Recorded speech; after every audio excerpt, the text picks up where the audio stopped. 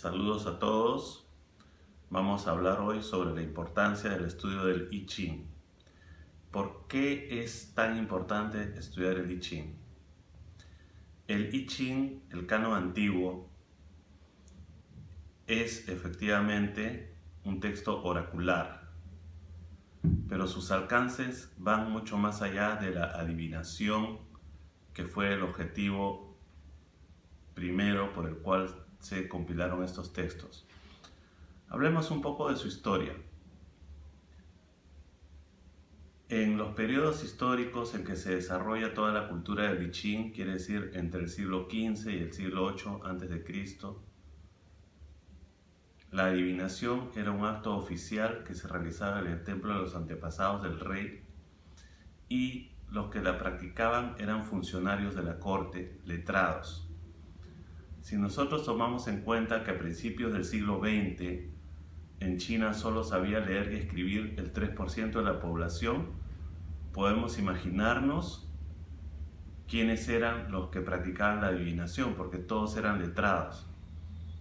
Pertenecían a nobles familias y servían en el templo de los antepasados del rey, dirigiendo los ritos y practicando la adivinación. Bien.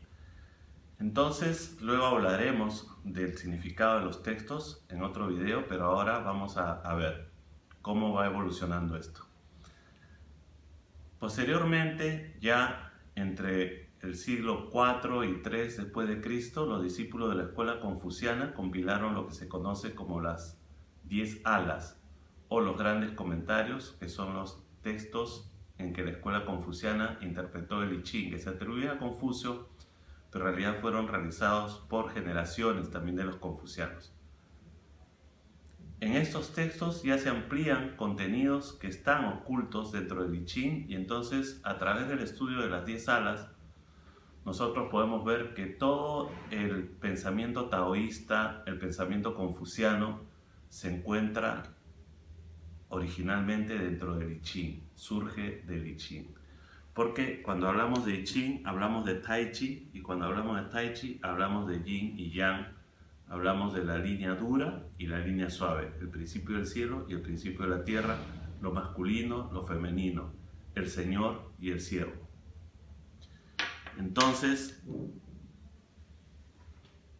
en base a estos principios es que se desarrolla todo lo que los chinos conocen como su universo, y todo lo que nosotros conocemos de la cultura china, incluido el Feng Shui, la astrología china, la medicina china como la acupuntura y la herbolaria chinas, también las artes marciales, la cocina, incluso hasta la caligrafía y la pintura chinas, están imbuidos dentro de la cultura del I Ching, porque el I Ching nos habla del equilibrio entre el Yin y el Yang y los 5 elementos. Es por eso que si nosotros queremos conocer algo de la cultura china, tenemos que estudiar el I Ching, porque en el I Ching está el fundamento de todo lo que es chino.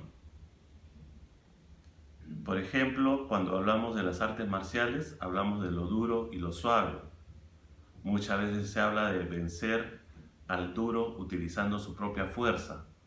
El suave esquiva, el suave desvía, el suave somete mediante la suavidad, aprovechando la fuerza del oponente. Esos son principios que también están dentro del I Ching.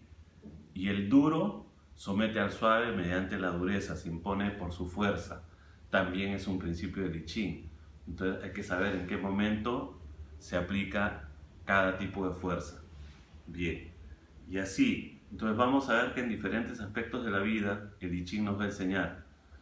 Los antiguos funcionarios de la corte que daban los exámenes imperiales y a través de esos exámenes se convertían en parte de la administración pública, gobernaron el imperio chino durante más de 2000 años, y ellos no estudiaron administración, no estudiaron ciencias políticas, solo estudiaron los textos clásicos confucianos, y dentro de esos textos el primero y más importante era el I Ching. De hecho, el emperador Kangxi, el emperador manchuriano, que fue conocido como un emperador culto, cuando ya se encontraba gobernando, aún dedicaba cada día media hora al estudio del I Ching. Podemos ver la importancia que le daba, porque un emperador en la China se levantaba a las 3 de la mañana y a las 5 de la mañana ya estaba abierta la audiencia. Tenía que recibir a todos los funcionarios que llegaban a rendir sus informes. Entonces, si un emperador que tenía esa carga laboral dedicaba media hora cada día al estudio del I Ching, significa que le daba gran importancia, porque en el I Ching se encuentran todos los principios que nos ayudan para la vida, porque allí se encuentra el resumen de lo que toda la casta letrada del reino de Zhou del Oeste compiló allí su visión sobre la historia, sobre la política, sobre el hombre, sobre el corazón humano y la sociedad. Entonces, esperamos que aprendan el I Ching paso a paso con nosotros. Bienvenidos, muchas gracias.